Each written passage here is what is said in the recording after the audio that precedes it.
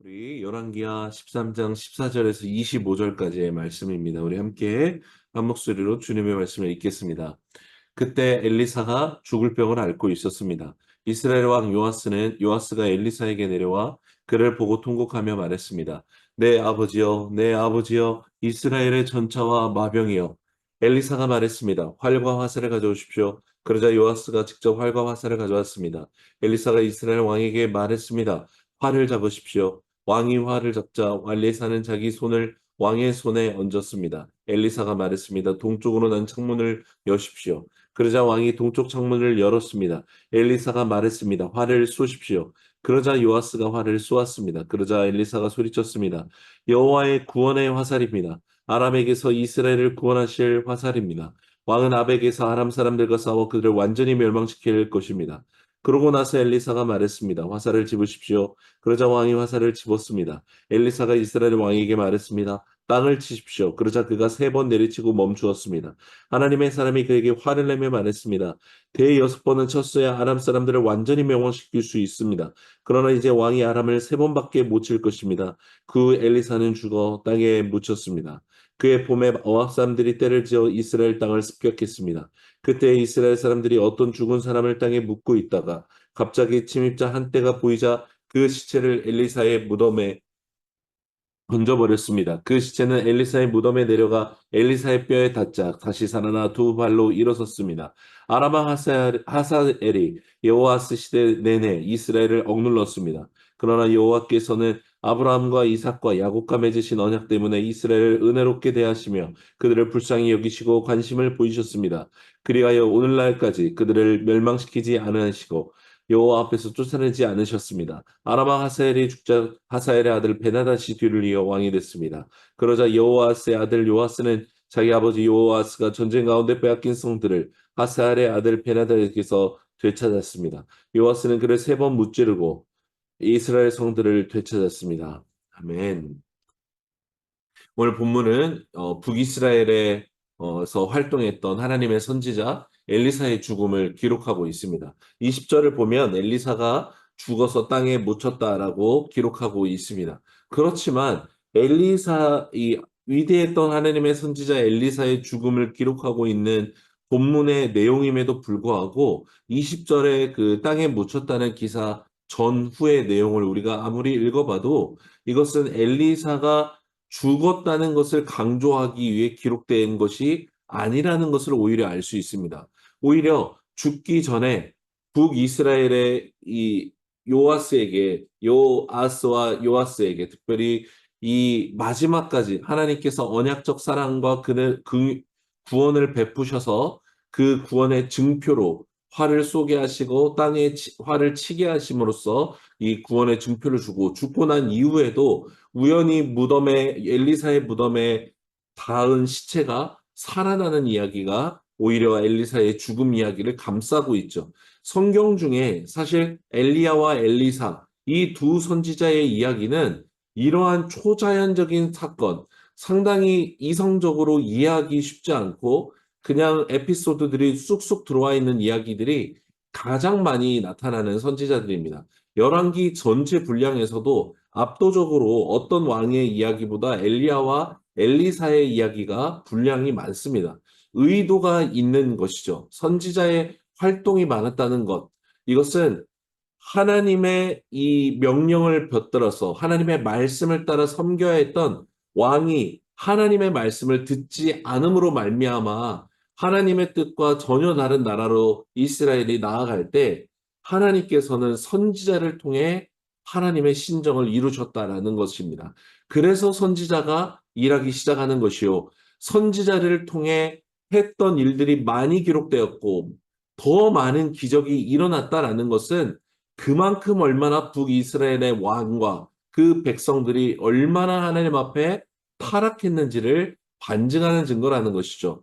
그래서 특별히 엘리야와 엘리사의 기록이 많았다라는 것은 최악의 왕이었던 아합 때부터 그 아합을 처단했던 예후의 이 4대에 이르기까지 이들 선지자가 활동했다라는 것. 이것은 이 신정을 이루시는 하나님에 대한 하나님의 통치를 나타낸과 동시에 직접 하나님이 부패했지만 이들을 심판하기 전까지 끝까지 언약 백성에 다스리시고 그들을 지켜주시고 보호해 주시는 하나님의 적극적인 사랑이고 통치 활동이었다라는 것을 우리가 기억해야 합니다. 또한 유독 엘리야와 엘리사 때 초자연적인 기적이 많았다라는 것은 그만큼 이 이스라엘 백성과 왕이 하나님을 알고 하나님의 말씀을 알면서도 끝까지 하나님을 믿지 않음으로 말미암아 하나님이 그들을 징계하시기 위해 그들로 하여금 그들의 불신을 더 명확하게 하시기 위해 더 많은 하나님의 직접적 개입을 보여주는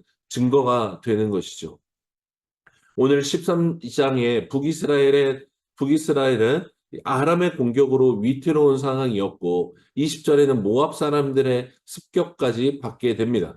이미 앞선 본문에서 엘리스는 수차례 아람의 공격으로부터 이스라엘을 보호해 줬는데 어떻게 보호해 줬는지를 성경이 기록하고 있죠. 이 엘리사가 영으로 아람 왕의 왕궁에서 은밀하게 행해지는 그 어전회의에 이 엘리사의 영이 함께 참여해서 그 회의의 내용을 듣고 북이스라엘 왕에게 알려줘서 미리 그 공격해오고 습격해오는 공격들을 방어할 수 있게 수차례 조언하죠. 그래서 아람 왕이 도대체 이게 무슨 일인가 알아보니 엘리사가 그렇게 한다라는 걸 알고 엘리사를 죽이려고 군대를 파견하는 일까지 있었죠. 그렇지만 사람의 눈에 보이지 않으나 실존하는 하나님의 군대인 불말과 분명가가 엘리사를 둘러싸서 온 산에 가득히 둘러싸여 있던 것을 이 사환에게 주님께서 보여주셨고 실제로 그렇게 엘리사를 죽이려 왔던 이 아람의 군대를 하나님께서 직접 처단하시는 사건이 있었습니다.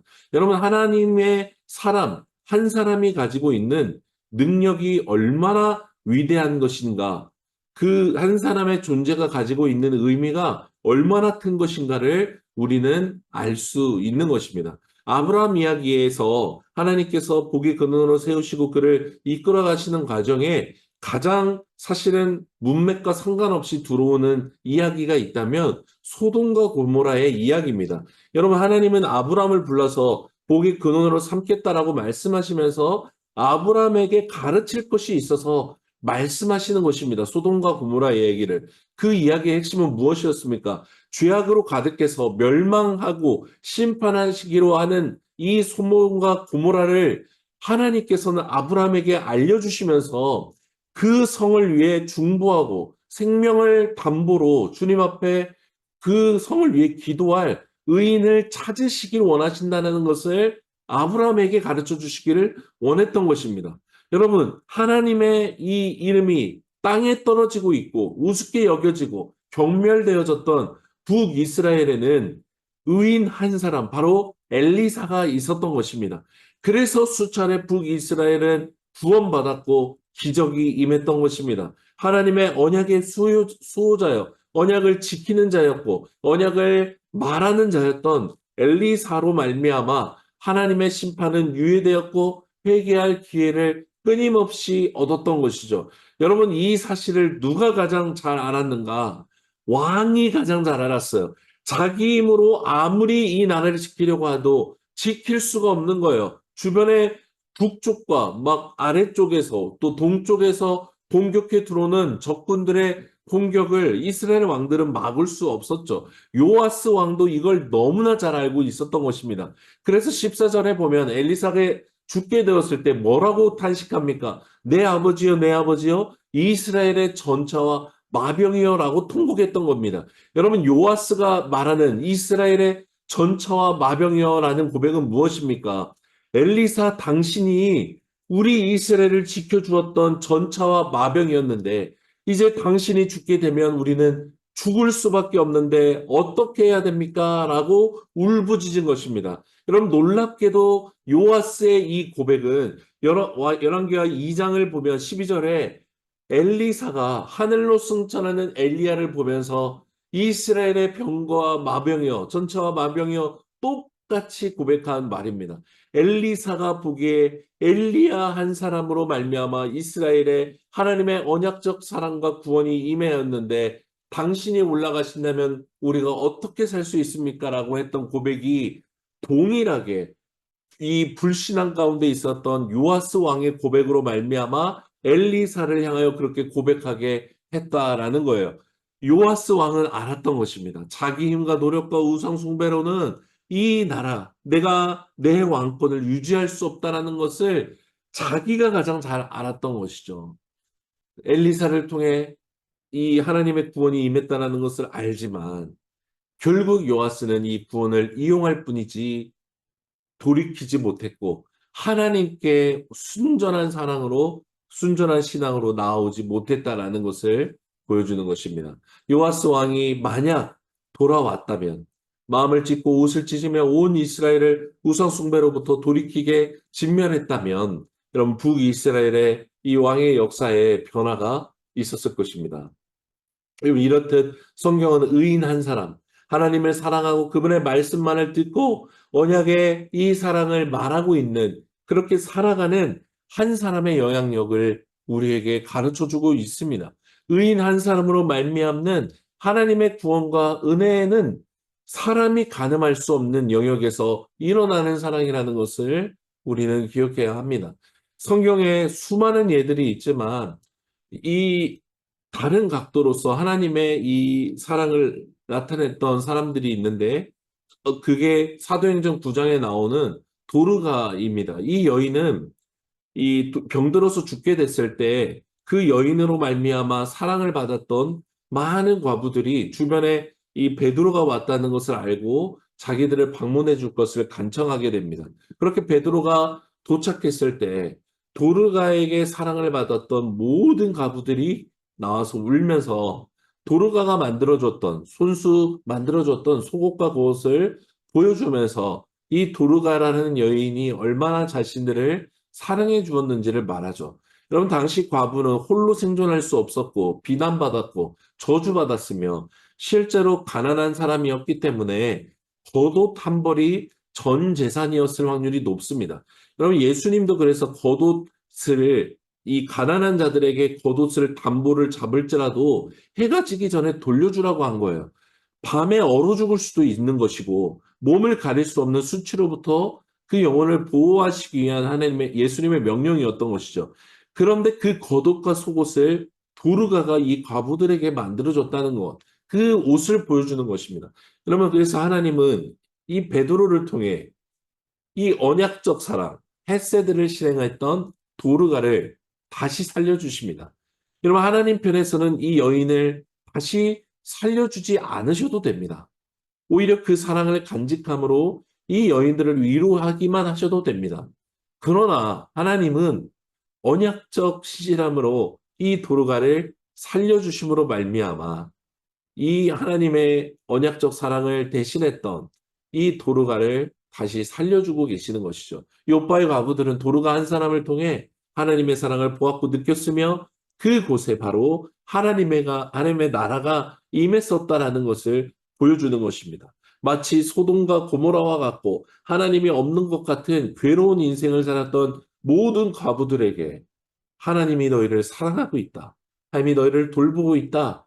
라는 것을 몸소 보여줬던 이 여인을 하나님이 기뻐하셨던 것이죠. 다음 장인 사도행전 10장에도 이탈리아 부대의 백부장이었던 고넬료 이야기가 나오죠. 여러분 성경은 이 고넬료에 대해서 평가하기를 하나님을 경외했다라고 말하면서 그 경외함이 어떻게 삶으로 나타나는지를 말하는데 백성들을 구제하고 돌봤다라고 말해요. 여러분 백부장이 가진 권력은 상당했습니다. 그것도 대제국이었던 로마에 속하는 백부장이었기 때문에 얼마든지 착취하고 마음에 드는 여자를 탐하고 여러분 그렇게 마음대로 행하고 그렇게 권력을 부렸을 수 있는 사람이지만 이 놀랍게도 이방이었던 이 백부장 고넬료는 하나님을 경외할 뿐만 아니라 그 경외함의 사랑이 이웃사랑, 이 약한 자들을 돌보는 구제로 나타났다라는 것이죠. 여러분 그래서 하나님이 이 유대인의 사도였던 베드로를 보내셔서 이 고넬료의 집에 성령이 임하시도록 사역하게 하셨던 것이죠. 여러분 성경에는 되게 유명한 인물들이 많이 등장하지만 놀랍게도 도르가 고넬료와 같이 화려하지 않은데 각자의 그 상황에서 깊이 하나님을 사랑하고 그 사랑을 나누었던 사람들이 등장합니다. 여러분, 바로 그 자기 삶의 영역에 하나님의 나라가 임하게 하는 의인들로 살아갔던 사람들을 성경은 기록하고 있는 것입니다. 여러분, 그 의인 한 사람의 삶을 통해 그곳에 하나님의 나라가 임한 것이죠. 또 그곳을 하나님이 언약적 사랑으로 보호해 주시는 것입니다. 여러분, 이것이 바로 우리의 사명입니다. 여러분, 하나님께서 우리를 부르신 부르심은 단순히 도덕적으로 율법에서 우리가 성공하냐 실패하냐의 문제를 이미 넘어선 것입니다. 하나님은 약하고 배신하고 넘어질 수 있는 우리지만 우리가 회개하고 돌이켜 주님 앞에 연합할 때 주님께서 우리를 통해 하나님의 언약적 사랑을 베푸는 우리를 통해 하나님은 하나님의 사랑을 이 땅 가운데 흘려보내기를 원하시는 것이죠. 그리고 그 삶을 통해 하나님의 나라가 임하는 것입니다. 세상이 더욱 악해져 가고 사악해져 가고 더 착취와 억압이 늘어나고 자기를 배를 배불리는 것에 관심이 쏠리고 있습니다. 빈부격차와 피라미드 구조가 더욱 견고해지고 있습니다.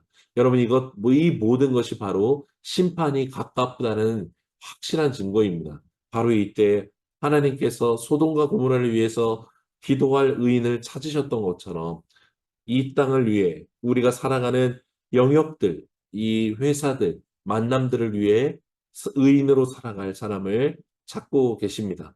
이 삶에 내가 그 사람이 되길 원합니다. 우리가 반응하게 되기를 원합니다.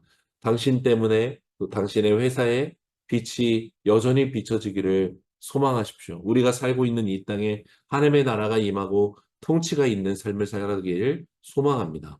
오늘 본문 중에 한 가지 더 살펴보기를 원하는데 18절에 보면 엘리사는 요아스에게 이전에 먼저 동쪽으로 화살을 쏘게 하고 이것이 바로 아람을 진멸시킬 하나님의 그 명령이라고 말합니다. 그런데 이 명령을 확증하는 증표로 18절에 한 번 더 그 활로 땅을 강력하게 치라고 말합니다. 그런데 왕이 세 번만 치고 이것에 대해서 엘리사가 왜 그렇게밖에 치지 않았냐라고 책망하는 장면이 등장하죠. 우리가 이 문자의 텍스트만 보면 엘리사가 구체적으로 몇 번 치라고 말하지 않았으니까 왕이 세 번 정도 친 것은 적당하지 않나라는 생각이 들게 합니다. 그런데 엘리사가 땅을 치십시오라고 말하는 이 치다라는 히브리어 단어는 다른 본문의 용례를 보면요.